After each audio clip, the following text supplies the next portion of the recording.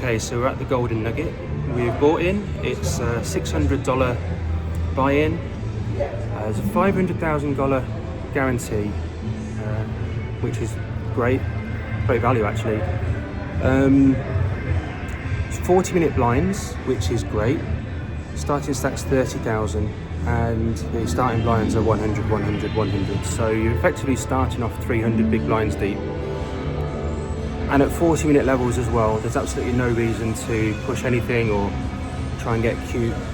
So my plan is to just observe the table for the first couple of orbits, try to make some intelligent decisions, get some good reads on people if I can.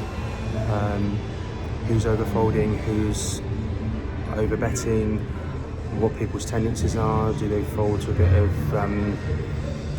pressure, etc, etc. Just try and understand my table, try to understand as much as I can about what I'm going to have to play with for the next few hours, and then just try and take it really easy. If I get any big hands, then I'm going to push for as much value as I can from those, so I'm going to be bet sizing slightly bigger, unless I think that they're a calling station and they're going to be calling any bet, then I'll go even bigger. If I think people overfold, I might go slightly smaller to keep them in. But overall, I'm really looking forward to today actually. I think it'll be really good. So just going to get myself sorted out and then get ready to go. Alright, we're at first break. Nothing really much to report. Started with 30,000, got 38,600. 40-minute levels, we played 3 levels. One hand that I played, I was on the button with offsuited king queen.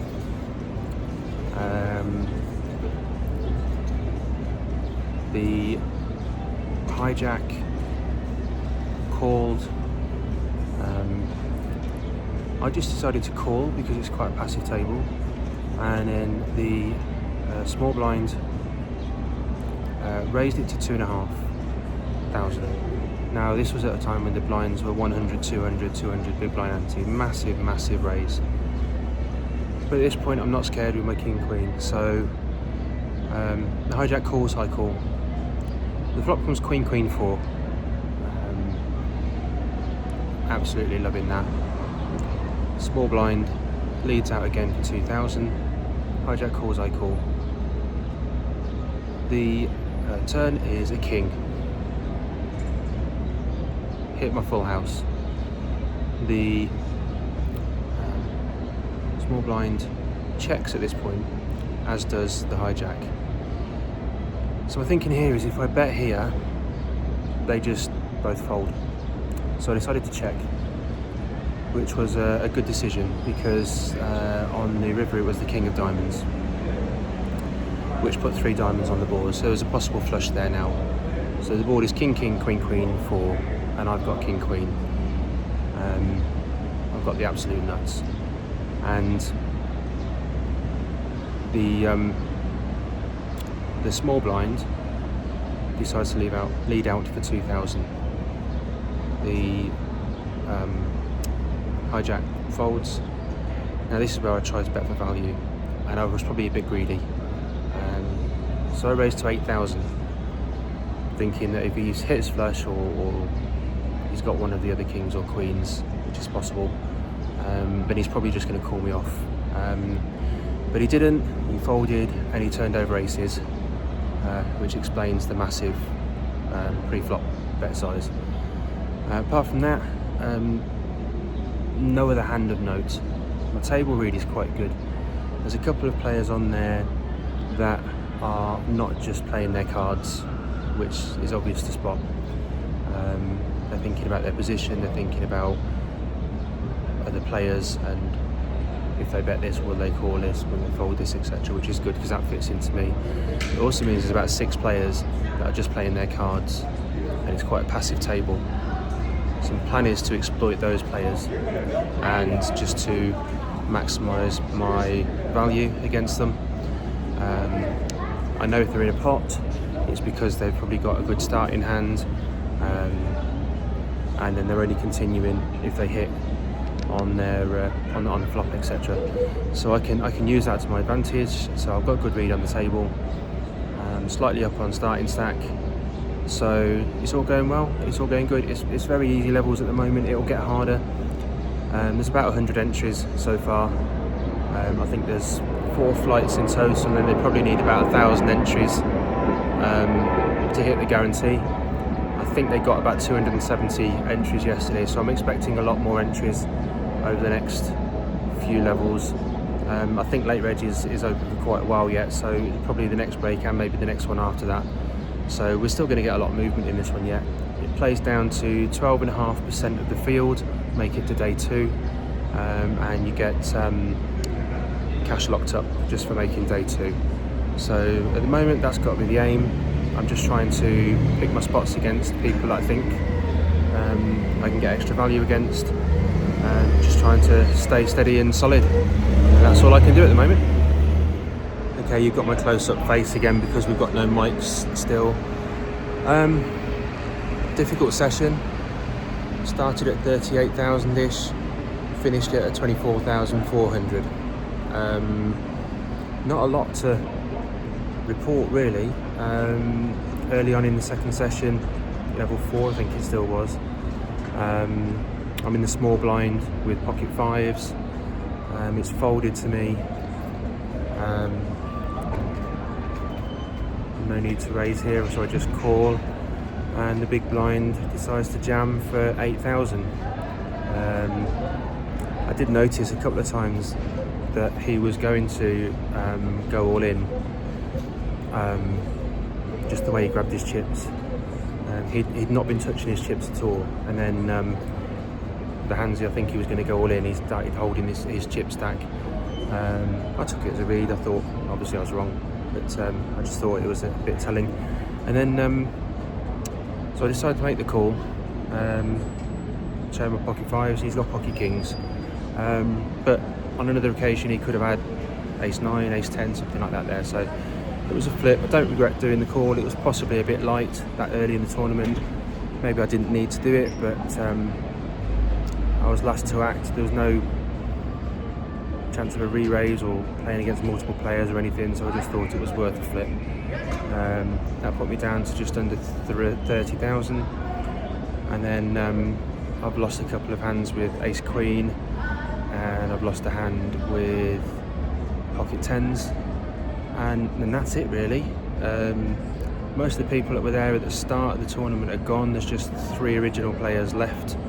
A couple have been knocked out, a couple have been moved to new tables, etc. So really not a lot to report apart from those hands. I'm just trying to stay disciplined and focused, because literally I spent the last 2 hours, and 2 ace queen hands, the pocket 5s and the pocket 10s. It's the only hands that I've had that I can play. And it's very, very easy to become frustrated and thinking, I'm in position, I'll just play a marginal hand.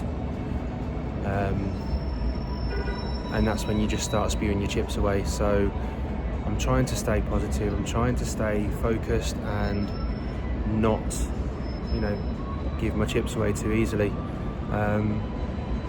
But it is going to come to a point where the blinds are going up so much and my chip stack isn't, so we're going to have to make some decisions at some point, but hopefully we can carry on being patient, pick our spots, get our chips in when we need to, and spin it up. I'm not out of this yet. I've got a long way to go. Probably still got, I think we're going back to 400, 800, so I've got about 30 big blinds, which is still plenty, although there are people sat on my table with around 70 or 80,000 chips. So the way I'm looking at that is that when I get a premium hand, if they want to play with me, I'll take their chips off them, that's not a problem. So that's where I'm at the moment. Yeah. Okay, I've hit issues this break, so I'm going to be really quick because I've actually gone back already and didn't get a chance to film in the break. So we've gone down from 38,000 to 24,000.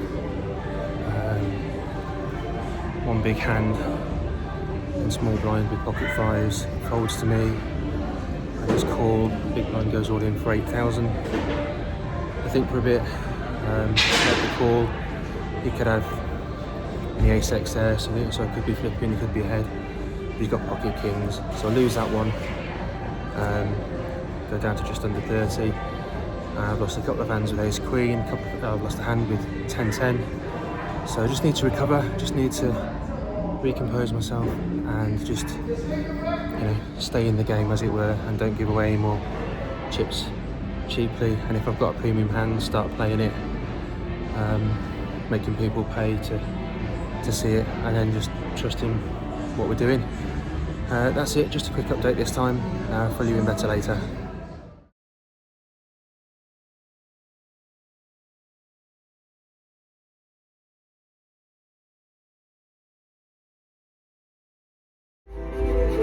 I'm not sure if you can hear me or not above the noise, but I'm out on break and I'm in Fremont Street. This is like Blackpool on acid. It's crazy. The roof is awesome.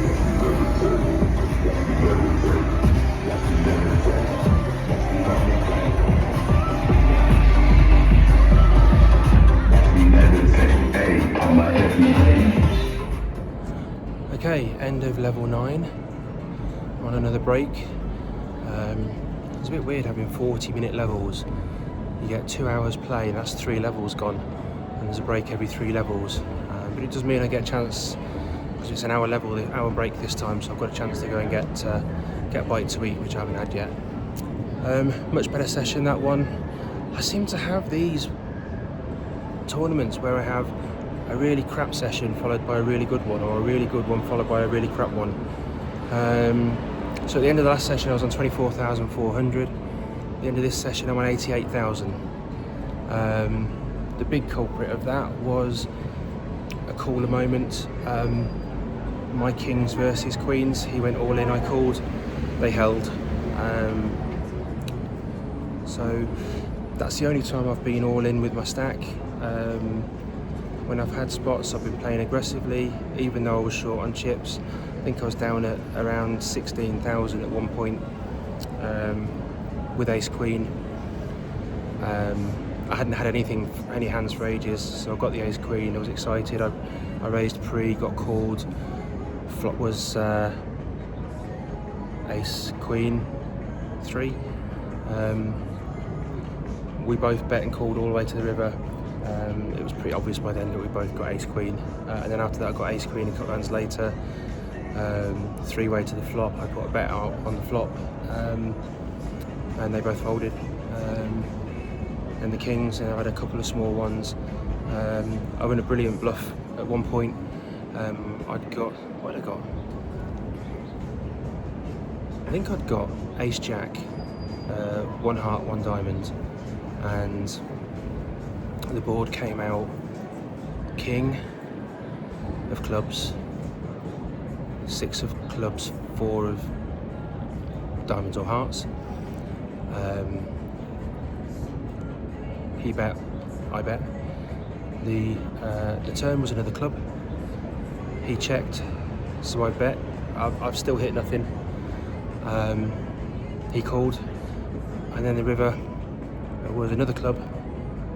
He checked again, so I put a bigger bet in. I think it was about 9,000 when blinds were about 1,600, sorry. And he thought for a little while, and then he folded. So it was nice to get that through, because I'd literally got ace high. So that was good. So we've recovered, we're in a strong position now. I think we're probably second in chips on our table. It's a nice card room. It's still an easy-ish table. There's no one ultra aggressive, there's no one trying to bully everyone else, there's no one that is like professional standard or anything like that. It's just nicely playable, and I can pick my moments and try and get some chips up. So that's all good. Yeah, so that's it for now, and on to the next one. Okay, so we've got to the end of late reg, or playing wise anyway. End of level 12. They've got 15 minutes of entries. whilst we're on break, and then we go back. That's the end of late reg. It was a really good session until it wasn't. Started back with 88,000, got it up to 124,000. Pretty much no trouble whatsoever. Then my table broke and I got moved to a new table. And my rationale to start with was, don't get involved in anything silly, just take a couple of orbits to see what people are like, try and get some reads on people. And about 10 minutes in on the new table, the lady to my right, she had 40,000 left. She jammed. I've got ace of spades, queen of spades. There's only the blinds after me to act, so I rejam for protection. They both fold. We go heads up to the flop. She's got ace 10. She hits a 10 on the window. Really annoying. So that put me down about 78,000, 79,000, something like that. And then literally about 5 or 6 hands later, same lady again. She just calls. I've got ace jack of spades. I raised to 10,000. The blinds at the time are 1.5, 2.5. So I raised to 10,000. Everyone folded to her. She called. I've got ace jack. The flop comes down king 10 9. She checks. I decide to c-bet out here for another 10,000. She jams on me. I know any queen, any ace, I'm probably good. It was obvious to me she had a king in that situation at least, so I'm drawing at best. I doubled her up to about 80, I was on the high 70s, she covered me just. So I folded and she showed me king 6, which, okay, people play their own game their own way, but she called 4x pre-flop raise with king 6, it wasn't even suited. She hit the king, so that's how she's been playing. She's been playing, you know, if she hits something, she's going for it. And I've paid some blinds since then and lost a couple of hands where I've tried to limp in, seen the flop for like just a big blind or 2 big blinds maximum, and not hit anything, so just had to fold. So I've currently got 45,000. I'm going back to blinds of 1,500, 3,000, 3,000 ante. So I've got 15 big blinds. At the moment we're 6 tables. The boards are really weird because they tell you how many total entries you've had and they tell you how many tables are left, but they don't tell you how many people are left or what the average ship stack is, which might seem like small things, but it's all extra bits of information. So what I can gain from it is that we've got 6 tables, so that's a maximum of 6 times 9, which is 54 players left. Other people might enter, so the table might go up in the next 15 minutes. But with 54 left, I think we're probably on track for, at the moment, there's about 160 something, maybe 170 players. So we're probably looking at around 21, maybe 22 players bag up. So that's literally just over 30 players. And I'm still here. And I've got 15 bigs. And I'm just going to wait until I can get a spot where I can open jam or re-jam over the top. Just wait for a hand that I'm comfortable to do it with. Not necessarily aces and kings, just, you know, a playable hand that gives me equity. My stack size is 15 bigs, so I've got fold equity in there as well against some of the small stacks on the table. So not overly concerned at the moment. I'd like to have had a lot more, but just lost again in those 2 hands. That was it. Apart from that, I've played pretty well, pretty solid. Got unlucky with the ace queen against the ace 10, and then, well, as it turns out, made a good fold when she hit a pair of kings. So that's what it is. We'll go back and try and last as long as we can and get a day 2. Okay, this is annoying. This is the part of the vlog I absolutely hate. Just bust out 11 places off bagging for day 2, which is bloody annoying after playing for the best part of 11 hours. I've got probably 75k left with blinds at 2k, 4k, so 18-ish big blinds. Under the gun +1, raised to 10k. Folded to me, I called, folds back to him, heads up to the flop. I've got ace jack offsuit. Flop is jack 8-7 rainbow. He checks. I bet 15,000. He jams. He doesn't jam, he shoves a stack of chips forward which covers me. It's essentially the same thing. What's my decision here? I've got less than 15 big blinds behind. I've got top pair, top kicker.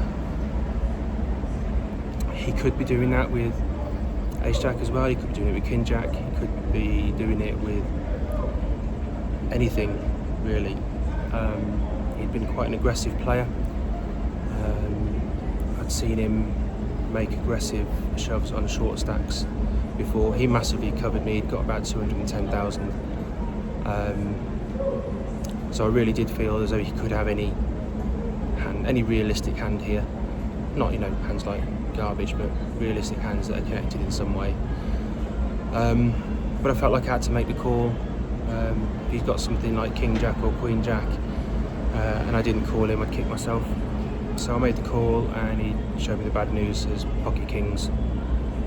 He played it very well. I fell for it. No excuses. Just really annoying to go out 11 from bagging day 2. But that's it. That's the way it goes sometimes. Just have to take it on the chin and try again tomorrow. That's it for today. See you all.